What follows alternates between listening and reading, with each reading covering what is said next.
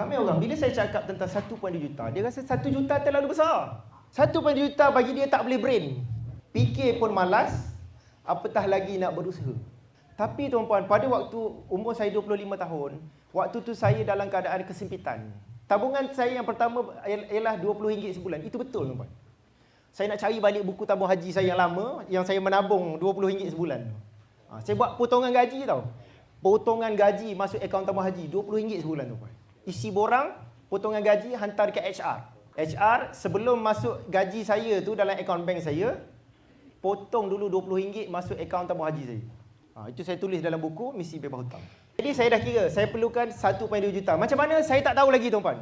Tapi waktu tu saya banyak membaca. Apa sahaja buku-buku yang ada terms jutawan, saya akan beli dah baca. Apa saja buku. Jutawan Senyap, saya beli. Jutawan Hartanah, saya beli. Tuan Rumah Jutawan, saya beli. Jutawan Ekstrim, saya beli. Jutawan Internet, saya beli.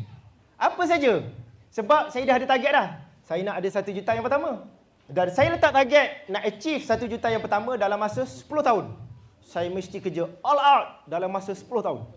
Tapi saya tak achieve 10 tahun, 11 tahun. Jadi macam-macam lah tuan-puan. Saya baca buku, saya explore, buat macam-macam jenis bisnes. Pergi kerja macam biasa. Luar waktu kerja, itu waktu saya membina 1 juta yang pertama. Saya pergi kerja tu untuk dapat duit untuk hidup bulan-bulan je. Masa depan adalah di luar waktu kerja saya. Waktu tu saya cari extra. Bila target 1 juta tuan-puan, bila saya dapat duit ekstra, tak kisahlah dapat RM100 sebulan simpan, RM200 sebulan simpan, RM300 sebulan simpan. Bertahun tuan-puan. Sampai isteri saya tanya, "Bang, hasil bisnes kita ni bila kita nak guna? Asyik-asyik simpan, asyik-asyik simpan." Sebab saya ada target. Tuan-puan, bila kita ada target, kita tahu duit kita dah ada tu nak pergi ke mana. Kalau tak ada target, dapat duit berapa banyak pun semua habiskan. Jadi tuan-puan, ini sebab kenapa membina 1 juta pertama. Jadi sekarang ni tuan-puan, nak membina 1.2 juta ni, yang macam mana? Apa yang perlu buat? Membina kekayaan. Tuan-puan, ramai orang tak faham formula membina kekayaan. Sebenarnya membina kekayaan ni formula dia simple saja. Kekayaan maksudnya tabungan tambah harta tolak hutang. 1.2 juta yang saya masukkan ialah jumlah tabungan tambah jumlah harta tolak semua hutang, ada 1.2 juta.